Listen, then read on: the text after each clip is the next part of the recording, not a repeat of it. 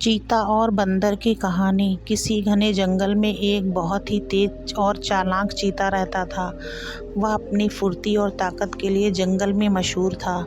चीता अक्सर जंगल के दूसरे जानवरों को डराकर या धोखा देकर उनका शिकार करता था। इसी कारण से सभी जानवर उससे डरते थे और उससे दूर रहने की कोशिश करते थे। जंगल में एक और जानवर था, एक चतुर बंदर। बंदर अपनी बुद्धिमानी और फुर्ती के लिए जाना जाता था। वह हमेशा नटखट हरकतें करता रहता था, लेकिन कभी किसी को नुकसान नहीं पहुंचाता था। बंदर को अपनी बुद्धिमानी पर बड़ा गर्व था और वह हमेशा सोचता था कि उसकी चालाकी के आगे कोई जानवर नहीं टिक सकता।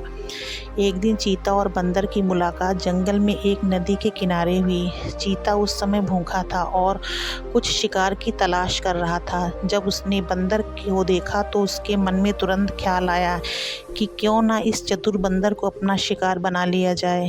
चीते ने सोचा कि यह बंदर तो बड़ा चालाक है, लेकिन मेरी ताकत और फुर्ती के आगे यह कुछ नहीं कर पाएगा। उसने बंदर से बात करने का नाटक करते हुए उसे अपने पास बुलाया। चीता बंदर से बोला, हे बंदर, मैं तुम्हारे बुद्धि, कौशल और चालाकी के बारे में बहुत सुन चुका हूँ। क्या तुम मेरे साथ एक खेल खेलना चाहोगे? देखते हैं तुम और मैं दोनों कितने चालाक हैं। बंदर जानता था कि चीता बहुत खतरनाक और चालाक शिकारी है और वह उससे किसी तरह की चाल चल सकता है, लेकिन बंदर ने सोचा कि उसकी बुद्धिमानी से वह चीते को हरा सकता है। बंदर ने तुरंत हामी भर दी और कहा, ठीक है चीते भैया, मैं तुम्हारे साथ खेलने के लिए तैयार हूँ। बताओ हमें क्या करना होगा। चीते ने एक योजना बनाई और बोला, हम दोनों एक रेस करते हैं। जो इस नदी के उस पार सबसे पहले पहुँचेगा वही जीत जाएगा, लेकिन इस रेस में एक शर्त है। तुम्हें मेरी तरह दौड़कर नहीं जाना है। तुम्हें पेड़ों के ऊपर ऊपर कूदते हुए जाना होगा, जबकि मैं ज़मीन पर दौड़ूंगा। बंदर को चीते की चाल समझ में आ गई। उसे पता था कि चीता बहुत तेज दौड़ सकता है और सीधे दौड़कर जल्दी नदी पार कर सकता है, जबकि उसे पेड़ों के ऊपर कूदते हुए ज़्यादा समय लगेगा। लेकिन बंदर ने सोचा कि वह अपनी चालाकी से इस मुश्किल को हल कर सकता है।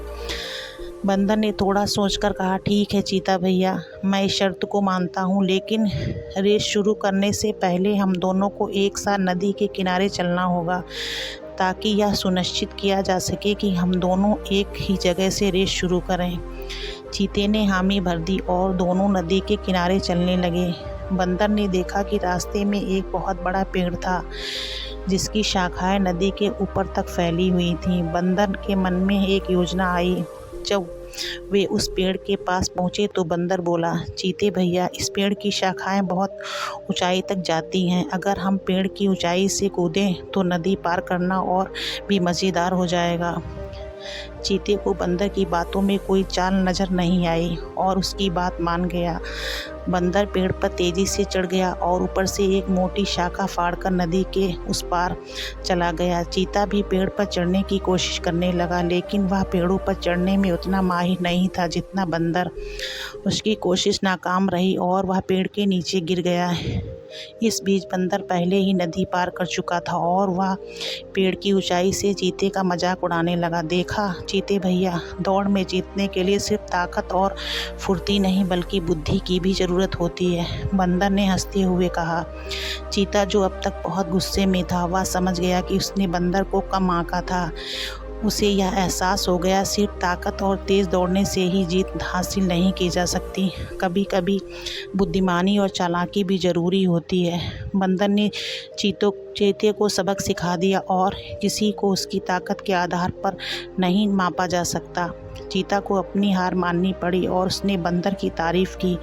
उसके बाद चीता ने बंदर से दोस्ती कर ली और उसने कभी बंदर को शिकार बनाने की कोशिश नहीं की। इस कहानी से हमें यह सीखने को मिलता है कि जीवन में सिर्फ शारीरिक ताकत से ही जीत हासिल नहीं की जा सकती। सही समय पर बुद्धिमानी और चालाकी का उपयोग करके बड़ी से बड़ी समस्या का समाधान निकाला जा सकता है। अगर आपको हमारी वीडियो अच्छी लगी तो वीडियो को लाइक करें, शेयर करें। चैनल पे नए हैं तो प्लीज़ चैनल को सब्सक्राइब कर लें।